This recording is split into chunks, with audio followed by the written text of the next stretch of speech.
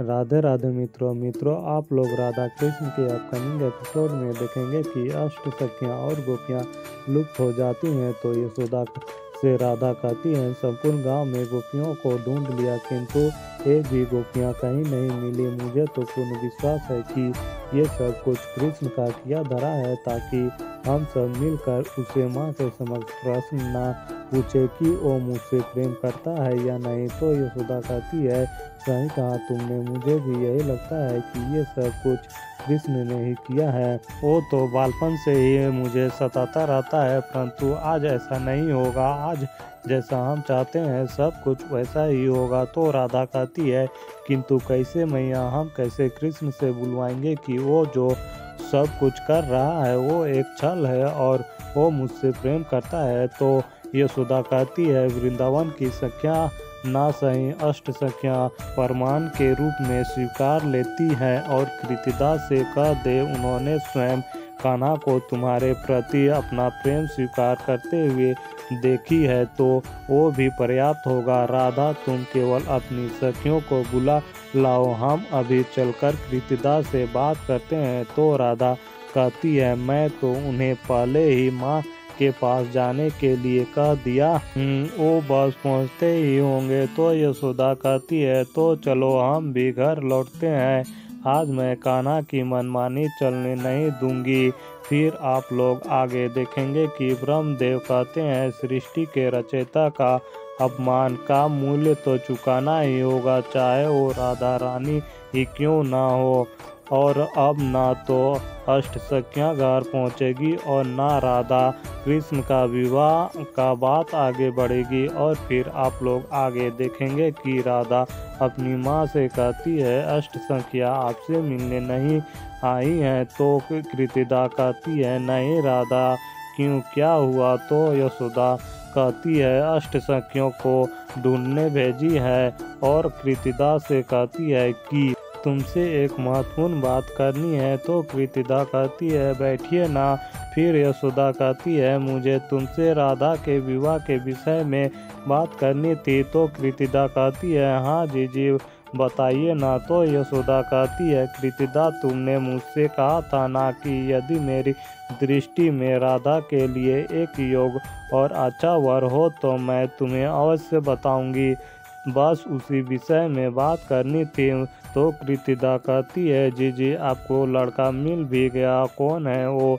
तो यशोदा कहती है मैं नहीं अष्ट सखियां स्वयं तुम्हें बताएंगे कि वो कौन है, बस एक बार वो आ जाए तो तुम उनसे ही स्वयं पूछ लेना और तुम्हारे मन में उसके वर के विषय में जो भी कुछ प्रश्न हो वो भी पूछ लेना। तो कृतिदा कहती है मुझसे तो प्रतीक्षा ही नहीं होती है, ये अष्ट सखियां हैं कहाँ। तभी राधा आती है। तो कृतिदा कहती है मुझे जानना है कि वो लड़का कौन है जो मेरे राधा रानी को मुझसे दूर ले जाएगा और ये तुम्हारी अष्ट सखियां हैं कहाँ।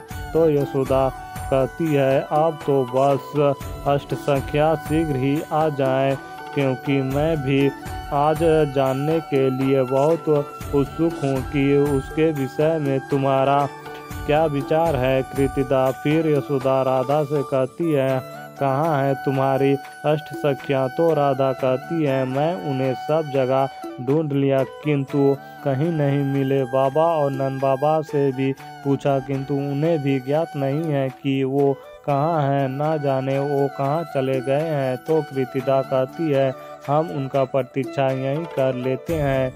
शाम हो जाती है किंतु अष्ट सखियां नहीं आती हैं। तो कृतिदा कहती है मुझे खाना भी बनाना है तो मैं जाती हूँ। तो यशोदा कहती है ठीक है, जैसे ही अष्ट सखियां आती हैं हम उन्हें तुम्हारे पास ही ले आएंगे। फिर कृतिदा वहाँ से चली जाती है। तो यशोदा राधा से कहती है तुम्हारे हृदय की दशा का अनुमान है मुझे। राधा कृतिदा के समक्ष तुम्हारे मुख में जो प्रश्न का भाव दिख रहा था या उसके पीछे का दुख मुझे स्पष्ट दिखाई दे रहा था। अब तुम्हें कहाँ से कुछ भी कहने की कोई आवश्यकता नहीं है, जो कहना है वो मैं कहूँगी। फिर आप लोग आगे देखेंगे कि राधा और यशोदा कृष्ण के पास आती हैं और यशोदा कृष्ण से कहती है, तेरे लिए किसी के भावनाओं का मोल है भी या कि नहीं। तो कृष्ण कहता है, क्या हुआ मैया। तो यशोदा कहती है, इतना भोला मत बन कान्हा, जैसे तू कुछ जानता ही नहीं है। मैं बार बार तेरी शरारतों के लिए क्षमा कर देती हूँ, किंतु इस बार तुमने सारी सीमाएं लांघ दी है। इस बार जो तुमने खेल खेल रहे हो वो ना तुम लोगों के भावनाओं के साथ खेल रहे हो और ये उचित नहीं।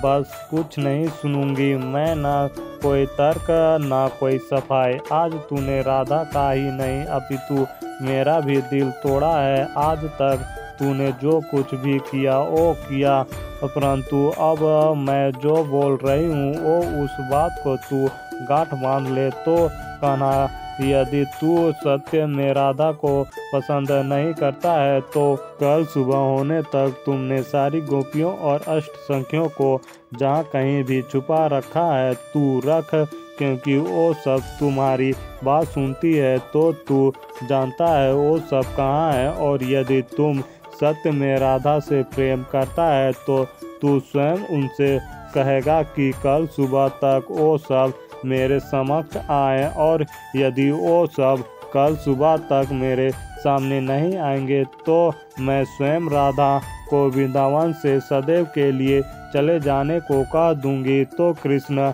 राधा की ओर देखता है तो यशोदा कहती है, राधा की ओर क्या देख रहा है तू, जबकि तू उसे पसंद ही नहीं करता है तो तुझे कोई अंतर ही नहीं लगना चाहिए कि राधा यहाँ रहे या कहीं और रहे। वैसे भी कल तो निर्णय हो ही जाएगा, या तो तू ये स्वीकार करेगा कि तू राधा से प्रेम करता है, अन्यथा राधा को वृंदावन त्यागना होगा सदैव के लिए।